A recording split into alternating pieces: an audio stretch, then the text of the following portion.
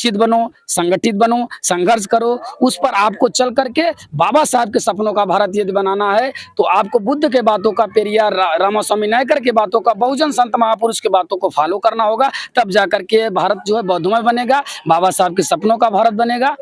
नमस्कार, मैं उदय प्रताप, आप देख रहे हैं वायरल न्यूज पॉइंट। आपका मेरे चैनल में बहुत स्वागत है।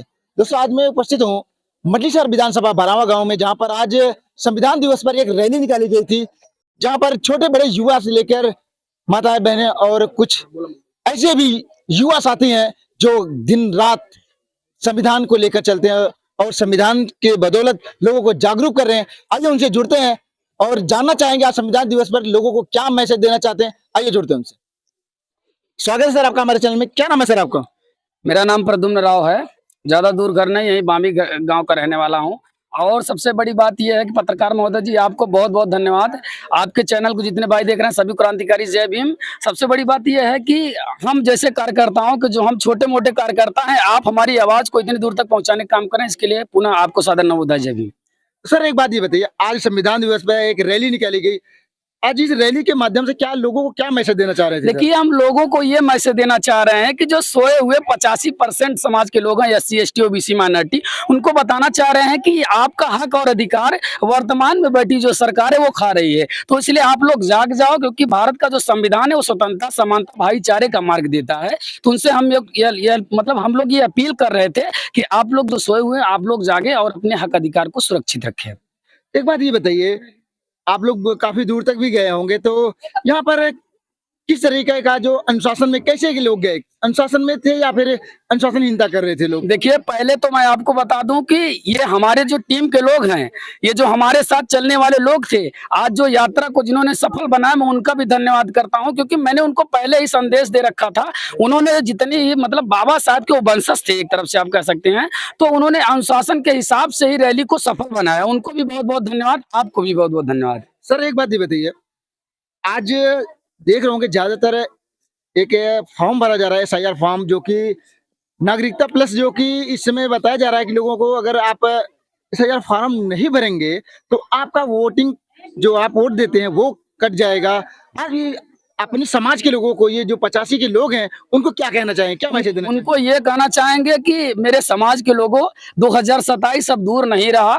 आप सब लोगों से विनम्र निवेदन है कि SIR का फॉर्म यदि आपके घरों तक पहुंचा है, तो आप सभी लोग ससम्मान उसको भर करके BLO के पास पहुंचाने का काम करें। चूंकि हमको इस 2027 में अपनी सरकार बनानी है। सरकार इसलिए बनानी है क्योंकि हमको सम्मान, शिक्षा, स्वास्थ्य, रोजगार चाहिए, और इसलिए हमको जो है कि सरकार बनाने के लिए उस फॉर्म को भरना जरूरी है। आप सब फॉर्म को भरें और 27 में बाबा साहब के सपनों का भारत बनाने का काम करें। सर एक बात ये बताइए, अभी आप देख रहे होंगे बिहार में चुनाव हुआ है, और चुनाव में जिस तरीके से बहुजन समाज पार्टी, जो आजाद समाज पार्टी के लोग भी थे, बहुत सारे जो असदुद्दीन ओवैसी साहब थे, उनकी पार्टी से गठबंधन हुआ था, तो इस तरीके जो हार मिली है, बहुत सारे जगहों पे हार मिली और कुछ सीटें भी निकली हैं, इस पर क्या अंदाजा लगा सकते हैं कि आप बहुजन समाज पार्टी या आजाद समाज पार्टी के जो भी बहुजन समाज के नायक हैं, क्या आगामी 2027 में क्या असर पड़ेगा इसका? देखिए, पहले तो मैं आपको बता दूं, जो अभी हाल ही में जो बिहार का चुनाव हुआ है, मैं इसको लेकर के आपको बता दूं, क्योंकि इस भारतीय जनता पार्टी की सरकार में, मैं खुलेआम तरीके से बोल रहा हूं, इस भारतीय जनता पार्टी की सरकार में हमेशा से जो है कि ये अपने, इस समय इनका राज्य है, अपने तरीके से चुनाव करवा रहे हैं। अब बहुजन समाज 85 जो मूल निवासी समाज, SC ST OBC माइनॉरिटी है, वो चाह रहा है कि EVM बैन हो जाए। EVM बैन होने के बाद तब जाकर के जो चुनाव हो, लेकिन भारतीय जनता पार्टी को स्वीकार नहीं है, इसलिए वो मनमानी तरीके से जिसको चाहो उसको अपना MP MLA बना रही है। तो इसमें हम क्या कर सकते हैं? लेकिन रही 2027 की बात, तो हम आपके चैनल के माध्यम से मूल निवासी समाज को संदेश देना चाहते हैं कि अब कमर कस लो, वो दिन दूर नहीं जिससे जो है कि हम लोग गुलामी से बच सके। इसलिए 2027 में सम्मान अपनी सरकार बनाए और उनको अपना पावर दिखाने का काम करे। सर एक बात ये बताइए, अभी आप देखे होंगे, जब बिहार में जो चुनाव में BJP सरकार बनी और उनका गठबंधन का सरकार बन रही है, तो आप एक बात बताइए, अभी हाल में आपने देखा होगा कि जो UPSC के छात्र थे, वो उनको बहुत बुरी तरह से, जो धरने पे बैठे थे, उनको पीटा गया था।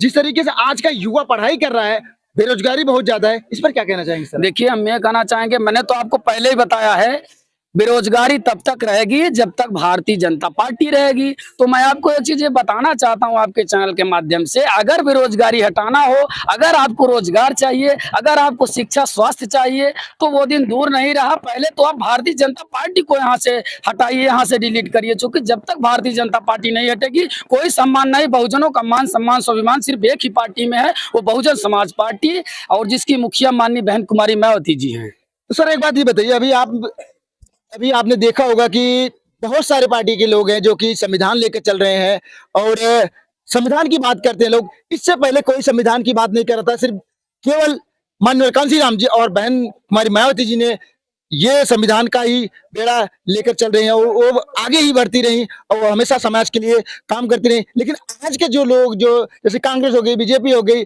सपा होगी, बहुत सारी पार्टियां हैं जो हमेशा के संविधान की बात कर रही हैं। अभी लगातार सब संविधान की बात करते हैं, लेकिन संविधान पर खरा कौन उतर रहा है? सर ये मंजूरी नहीं मजबूरी है।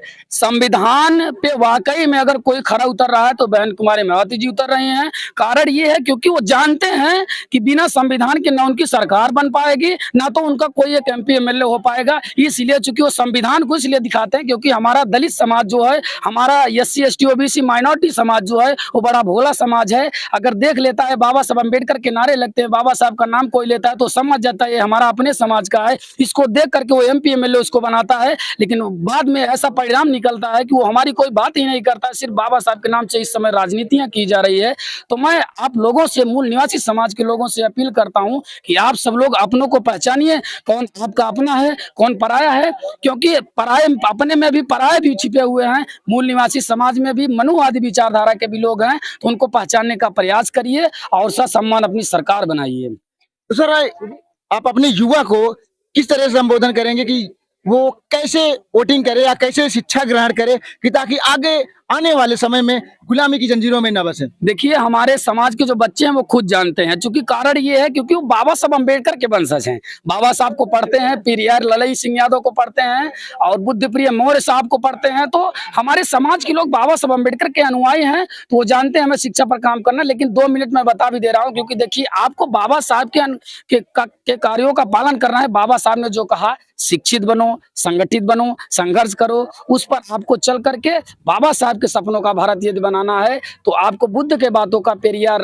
रामास्वामी नायकर के बातों का, बहुजन संत महापुरुष के बातों को फॉलो करना होगा। तब जाकर के भारत जो है बौद्धमय बनेगा, बाबा साहब के सपनों का भारत बनेगा।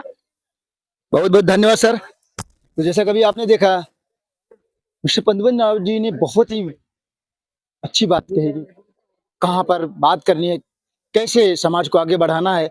आपको हम बता दें, जिस तरीके से आज सभी लोग जो संविधान को लेकर चल रहे हैं और संविधान के बदौलत ही आज हमारे चाहे CM हो, PM हो, डिप्टी कलेक्टर जी, DIG, हर एक पद पर बैठने वाला संवैधानिक पद पर बैठा हुआ है, क्योंकि आज संविधान की बदौलत आज सब लोग हैं। तो आप सभी से निवेदन है कि आप संविधान की गरिमा को बनाए रखें। आप देखते रहिए वायरल न्यूज़ पॉइंट। तब तक के लिए जय हिंद, जय भारत।